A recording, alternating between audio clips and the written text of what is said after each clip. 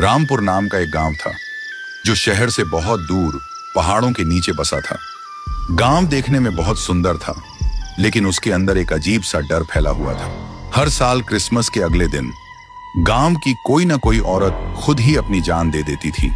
लेकिन आखिर वो ऐसा क्यों करती थी, ये राज गांव के अंधेरे में ही दबा हुआ था। और इस गांव का मालिक था ठाकुर बलदेव। वो गांव का सबसे अमीर और ताकतवर आदमी था। हर साल क्रिसमस पर वो पूरे गांव में त्योहार मनवाता, खुद सांता क्लॉज के कपड़े पहनता और गांव के गरीबों को तोहफे बांटता। इसी वजह से गांव के लोग उसे भगवान मानते थे।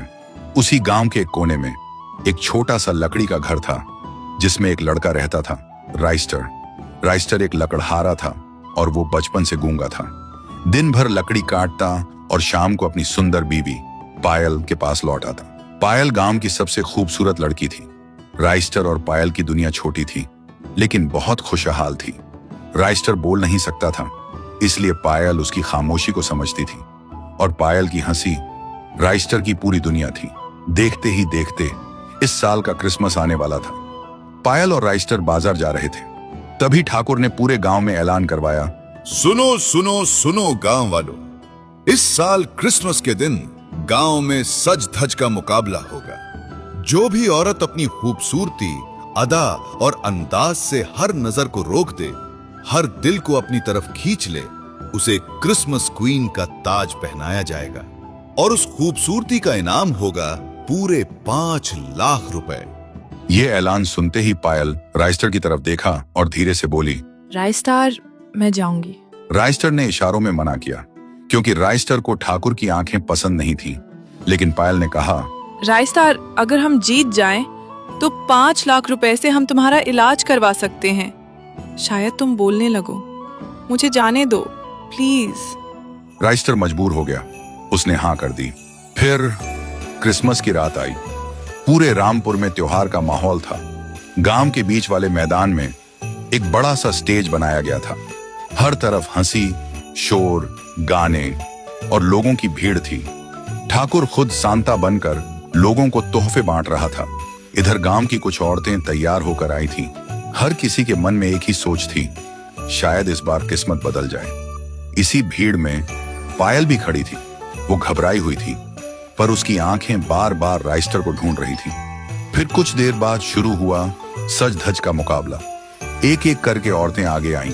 कोई थोड़ी देर चलती, अपनी सजावट दिखाती और फिर वापस चली जाती। लोग देखते, ताली बजाते और फिर दूसरी औरत आ जाती।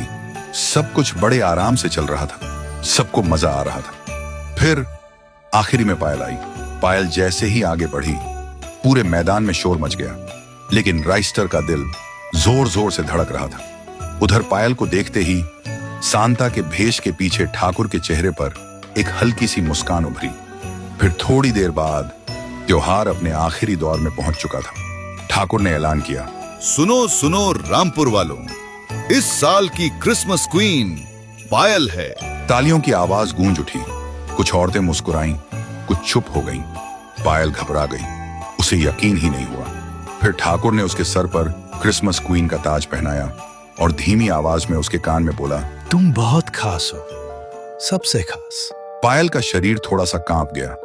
फिर ठाकुर ने कहा, तुम्हारा असली क्रिसमस गिफ्ट हवेली के अंदर रखा है, वो सबके सामने देना ठीक नहीं होगा। यह सुनते ही पायल ने राइस्टर की तरफ देखा।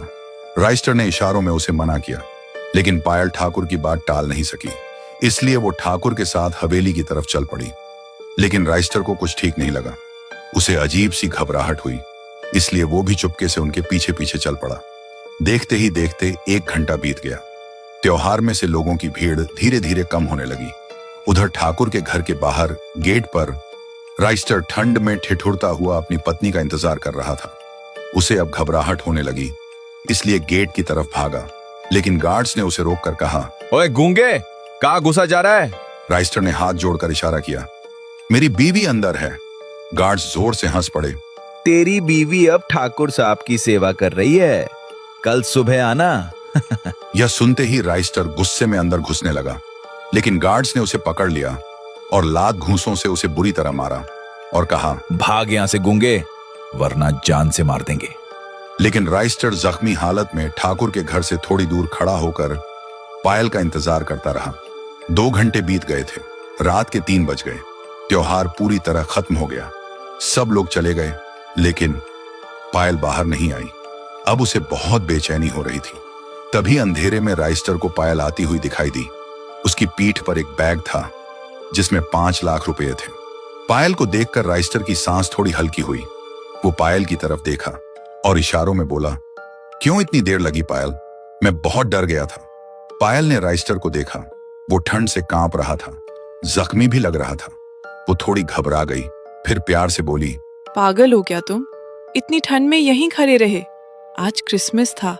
ठाकुर के घर में दूर दूर से उनके रिश्तेदार आए थे, इसलिए सबसे मिलते मिलते वक्त का पता ही नहीं चला। पर तुम यहाँ क्यों रुक गए राइस्टार? घर चले जाते ना। अगर तुम्हें ठंड में कुछ हो जाता तो मैं क्या करती? तुम्हें पता है ना राइस्टार, तुम ही तो हो जिस पर मेरी पूरी दुनिया टिकी है। राइस्टर ने कुछ नहीं कहा, क्योंकि उसे पायल पर भरोसा था। फिर दोनों घर पहुंचते हैं, पर उस रात दोनों बिना कुछ बोले चुपचाप सो जाते हैं। फिर सुबह हुई। राइस्टर की आंख खुली। वो धीरे से उठा और देखा पायल पास नहीं थी। राइस्टर थोड़ा घबरा गया। वो बाहर निकला और इधर उधर देखा, पर पायल कहीं नजर नहीं आई। तभी दूसरे कमरे से एक हल्की सी आवाज आई। राइस्टर के दिल की धड़कन तेज हो गई। वो भागता हुआ दूसरे कमरे की तरफ गया और अंदर का नजारा देखकर राइस्टर के होश उड़ गए। पायल एक स्टूल के ऊपर खड़ी थी और उसकी गर्दन के पास फांसी का फंदा बना हुआ था। वो लटकने ही वाली थी। राइस्टर भागते हुए आया और स्टूल को पायल के पैरों के नीचे से हटा दिया। पायल जमीन पर गिर पड़ी और जोर से चिल्लाई, मुझे मरने दो राइस्टार, मुझे मरने दो। लेकिन राइस्टर ने उसे जोर से अपनी बाहों में भर लिया। पायल फूट फूट कर रोने लगी। मैं तुम्हारे लायक नहीं रही राइस्टार, मैं अपवित्र हो गई हूँ। ठाकुर ने मेरे साथ रात में। वो पूरा बोल नहीं पा रही थी, बस रो रही थी और कांप रही थी। फिर भी वो बोली, मैं तुम्हारी आंखों में कैसे देखूंगी राइस्टार, इसलिए मैं जीना नहीं चाहती, मुझे मरने दो। पायल की बात सुनकर राइस्टर के शरीर में जैसे बिजली दौड़ गई। तभी राइस्टर ने पायल को और कस के पकड़ लिया, जैसे बिना बोले ही कह रहा हो, तुम्हारी कोई गलती नहीं है पायल, गुनाह उसने किया है। सजा तुम खुद को क्यों दे रही हो? सजा उसे मिलेगी। कुछ पल तक दोनों चुप रहे। फिर राइस्टर ने घर के कोने में रखी अपनी पुरानी कुल्हाड़ी उठाई, वही कुल्हाड़ी जिससे वो रोज लकड़ी काटता था, और कुल्हाड़ी हाथ में लेकर ठाकुर के घर की तरफ निकल पड़ा। लेकिन राइस्टर जैसे ही हवेली में घुसने गया, गार्ड्स ने उसे रोका और बोला, क्या बे गूंगे, मरने के लिए उतावला हो रहा है क्या? राइस्टर ने इशारों में बोला, अंदर जाने दो, नहीं तो आज तुम लोग मरोगे। लेकिन तभी एक गार्ड आगे बढ़ा। राइस्टर ने एक ही झटके में गार्ड का सर धड़ से अलग कर दिया। बाकी गार्ड्स कांप गए, इसलिए किसी ने राइस्टर को कुछ नहीं बोला। वो अब सीधा ठाकुर के कमरे की तरफ बढ़ रहा था। अंदर जाते ही उसने देखा ठाकुर बैठा है। ठाकुर ने राइस्टर को देखते ही बोला, क्या रे राइस्टर, कुल्हाड़ी लेकर क्यों आया है रे? मेरे बगीचे का जंगल काटने आया है क्या? और वो हंसने लगा। राइस्टर ने उसके चेहरे पर देखा। उस चेहरे पर न डर था न पछतावा, जैसे कुछ हुआ ही ना हो। ठाकुर ने फिर बोला, अरे राइस्टर, तेरी बीवी अभी तक जिंदा है? मैं तो सोच रहा था बाकी औरतों की तरह वो भी फंदा लगा ली होगी। राइस्टर का शरीर गुस्से से कांप रहा था। उसकी मुट्ठी कुल्हाड़ी पर और कस गई। ठाकुर सोफे से उठकर राइस्टर के पास आया और बोला, तेरी बीवी ने कल रात मेरी बड़ी अच्छी सेवा की, आज रात भी भेजने का इरादा है क्या? इस बार 5 नहीं 10 लाख दूंगा। जा, आज भी उसे यहीं छोड़ जा। ये सुनते ही राइस्टर ने पूरी ताकत से ठाकुर के हाथ पर कुल्हाड़ी मारी। ठाकुर का हाथ कट गया। ठाकुर दर्द से चीखा, गार्ड्स, गार्ड्स, कोई अंदर आओ। लेकिन कोई गार्ड अंदर नहीं गया, क्योंकि अब सबको समझ आ गया था कि आज ठाकुर का सारा पाप मिटने वाला है। फिर राइस्टर ने ठाकुर को घसीटते हुए गांव के बीच ला खड़ा किया। पूरा गांव जमा हो गया था। किसी को कुछ समझ नहीं आ रहा था कि आखिर हो क्या रहा है। सब एक दूसरे से फुसफुसा रहे थे, सवाल पूछ रहे थे। तभी भीड़ को चीरते हुए पायल आई। पायल की आंखें अब झुकी हुई नहीं थी, उनमें आग थी। उसकी पीठ पर वही पैसों का बैग था। पायल ने वो 5 लाख रुपए का बैग निकाला और पूरी ताकत से ठाकुर पर दे मारा। बैग जमीन पर गिरा, पैसे बिखर गए। ठाकुर दर्द और डर के मारे पायल के पैरों में गिर गया। वो गिड़गिड़ा रहा था, बेटी मुझे माफ कर दे, मुझसे गलती हो गई, मैं बहुत बड़ा गुनहगार हूँ। पायल ने पैर पीछे खींच लिए और गरज कर बोली, माफी मुझसे मत मांग ठाकुर, माफी इन गांव वालों से मांग। पूरा सच बता इन्हें। आज फैसला मैं नहीं, ये गांव करेगा कि तेरे साथ क्या करना है। ठाकुर की हिम्मत टूट चुकी थी। वो चीख चीख कर अपना जुर्म कबूल करने लगा। हाँ, मैं शैतान हूँ। हर साल क्रिसमस त्योहार के नाम पर मैं तुम्हारी भोली भाली बेटी बहुओं को अपने जाल में फंसाता था और फिर हवेली में बुलाकर उनकी इज्जत लूट लेता था। भीड़ में सन्नाटा छा गया। फिर पायल ने रोते रोते कहा, वो बेचारी इतनी मासूम होती थी कि शर्म के मारे किसी को कुछ बोल नहीं पाती थी और खुद ही अपनी जान दे देती थी। हर साल जो औरतें मरी हैं, वो सब खुद से नहीं, इस हैवान की वजह से मरी हैं। और आज अगर सही वक्त पर रायस्तार ना आता तो मैं भी यहाँ ना होती। ये सुनते ही गांव वालों के पैरों तले जमीन खिसक गई। जिन्होंने अपनी बेटी, बहू या बीवी खोई थी, उन सब की आंखों से आंसू बहने लगे। भीड़ भड़क उठी। सब एक साथ चिल्ला उठे, हम जिसे भगवान मानते रहे वो भगवान नहीं, एक हैवान निकला। इसे जिंदा मत छोड़ो। इस हैवान को वही दर्द मिलना चाहिए जो हमारी बेटी बहुओं ने झेला। मारो इसे।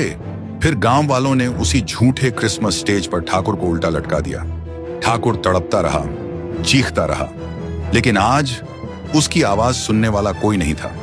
इधर हंगामे के बाद एक अजीब सी शांति थी। पायल राइस्टर के जख्मों पर मरहम लगा रही थी और फूट फूट कर रो रही थी। तुमने मेरे लिए अपनी जान खतरे में डाल दी रायस्तार। अगर तुम्हें कुछ हो जाता तो। राइस्टर से पायल के आंसू देखे नहीं गए। उसे पायल का रोना अपने जख्मों से ज्यादा दर्द दे रहा था। उसने उसे चुप कराने के लिए अंदर से चीखने की कोशिश की। गले पर जोर लगाया, सांसें अटक गईं और तभी उसके गले से एक हल्की सी आवाज निकली, पायल मत रो। पायल का हाथ वहीं रुक गया। उसकी आंखें फटी की फटी रह गईं। राइस्टर ने फिर कोशिश की, मैं ठीक हूँ पायल। पायल की खुशी का ठिकाना नहीं रहा। उसने जोर से राइस्टर को गले लगा लिया क्योंकि आज उसे उसकी जिंदगी का सबसे बड़ा क्रिसमस गिफ्ट मिल गया था। राइस्टर की आवाज वापस आ गई थी। उस दिन के बाद से रामपुर गांव में कभी कोई नकली सांता नहीं आया, क्योंकि अब उन्हें समझ आ गया था कि इंसान की पहचान उसके कपड़ों से नहीं, उसके कर्मों से होती है। तो दोस्तों, कैसी लगी आपको रामपुर की ये कहानी? अगर पसंद आई तो वीडियो लाइक करें और चैनल सब्सक्राइब जरूर करें। मिलता हूं अगली कहानी में। तब तक के लिए जय हिंद।